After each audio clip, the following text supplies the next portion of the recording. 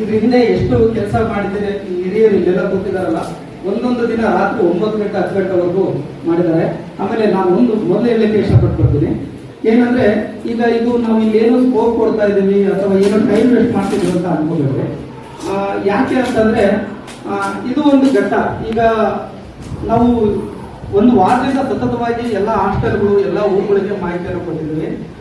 ಅದ್ರ ನಿಮಿತ್ತ ಕನಿಷ್ಠ ಅಂದ್ರೆ 1,000 ಜನ ಬರ್ಬೇಕಾಗಿತ್ತು, 1,000 ಜನ ಬರ್ಬೇಕಾಗಿತ್ತು.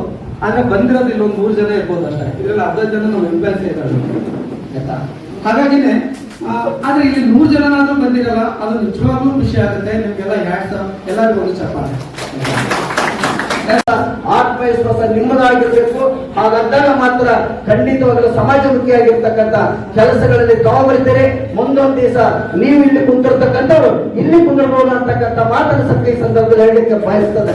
ಹಾಗಾಗಿ ತಾವೆಲ್ಲರೂ ಸ್ಫೂರ್ತಿದಾಯಕವಾಗಿರ್ತಕ್ಕಂಥ ಏನು ನಮ್ಮ ಹಿರಿಯರಾಗಿರ್ತಕ್ಕಂಥ ಅನುಭವಿಸಿರ್ತಕ್ಕಂಥ ಮಾಹಿತಿಗಳನ್ನು ನೀಡ್ತಾರೋ ಅವೇ ಅಡಿಗಳು, ಅವೇ ಆಧಾರ ಸ್ತಂಭ, ಅವೇ ನಮಗೆ ಇರ್ತಕ್ಕಂಥ ಪ್ರೇರಣೆಯ ನುಡಿಗಳು ಅಂತಕ್ಕಂಥದ್ದನ್ನ ತಿಳಿದು ತಾವು ಮುಂದಿನ ದಿನಗಳಲ್ಲಿ ದೊಡ್ಡ ದೊಡ್ಡ ವ್ಯಕ್ತಿಗಳಾಗಿ ಹೊರಹೊಮ್ಮೆ ಅಂಬೇಡ್ಕರ್ ಇರ್ತಕ್ಕಂಥ ಒಂದು ಸಂಘದಲ್ಲಿ, ಅಂಬೇಡ್ಕರ್ ಒಂದು ದೊಡ್ಡ ಸಂಘ, ಕರ್ನಾಟಕ ರಾಜ್ಯದಲ್ಲಿ ಮಾದರಿಯಾಗಿರ್ತಕ್ಕಂಥ ಸಂಘ ಏನಾದ್ರೂ ಇದ್ರೆ ಅದು ಅಂಬೇಡ್ಕರ್ ಸಂಘ. ದೊಡ್ಡ ಆಸ್ತಿಯನ್ನು ಹೊಂದಿರ್ತಕ್ಕಂಥ ಸಂಘ.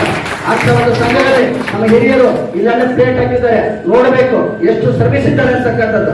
ಅವರ ಒಂದು ದ್ಯೋತಕವಾಗಿ ಈ ಸಂಘಟನೆ ಇವತ್ತಿರ್ತಕ್ಕ ಅಂಬೇಡ್ಕರ್ ಸಂಘ ತಂದಾಗಿರ್ತಕ್ಕಂಥ ನಿಟ್ಟಿನಲ್ಲಿ ಕೆಲಸ ಮಾಡ್ತದೆ.